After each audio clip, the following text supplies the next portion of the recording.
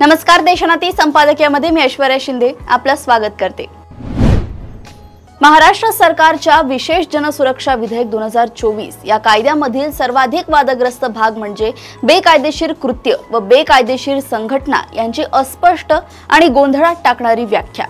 एखादी व्यक्ती किंवा संघटना जर सरकारी संस्था कर्मचाऱ्यांच्या कामात अडथळा आणत असेल किंवा कायद्याने स्थापन केलेल्या संस्थांची अवहेलना करायला लोकांना प्रवृत्त करत असेल तर ही कृत्ये बेकायदेशीर मानली जातील। अशा प्रकारची कृत्ये प्रत्यक्ष कृती करून, तोंडी बोलून, लिहून, खुणा करून, चित्र दाखवून किंवा अन्य कोणत्याही प्रकारे केली गेली असतील तरी त्यांना बेकायदेशीर कृत्य म्हटले जाईल।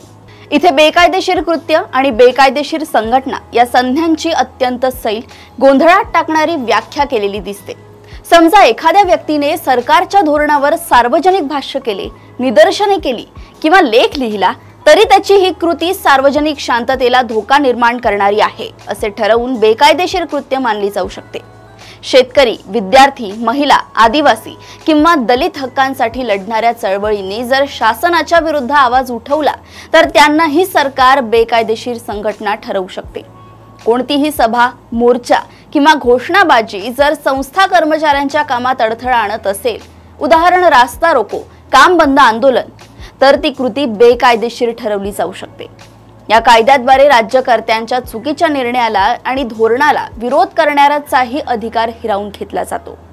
केवळ प्रत्यक्ष कृती नव्हे तर भाषण, लेख, चित्र, खुणा, सोशल मीडिया पोस्ट सुद्धा बेकायदेशीर कृत्याच्या अंतर्गत येण्याची शक्यता आहे। कुणालाही गुन्हेगार ठरवून तुरुंगात डांबले जाऊ शकते। जर हा कायदा बेकायदेशीर कृत्याच्या नावाखाली विरोधी विचार, मतभेद, वैचारिक आंदोलन यांनाच राज्यविरोधी ठरवत असेल तर त्याचे स्वरूप दडपशाहीचे आहे असेच म्हणावे लागेल। म्हणूनच या विधेयकाकडे विवेकी नागरिक, तत्वचिंतक, विचारवंत आणि जबाबदार पत्रकार चिंतेच्या नजरेने पाहतायत। कारण हे विधेयक केवळ हिंसेचा प्रतिबंध करणारे नाही तर विचारांवर देखरेख ठेवणारे, मतांच्या मर्यादा ठरवणारे आणि प्रत्येक विरोधी अभिव्यक्तीला संशयाच्या चौकटीत बसवू पाहणारे आहे असे सध्या तरी जाणवतंय। अशाच घडामोडी व अपडेट सोबत पुन्हा भेटूया देशोन्नती संपादकीयामध्ये। बघत रहा देशोन्नती। नमस्कार।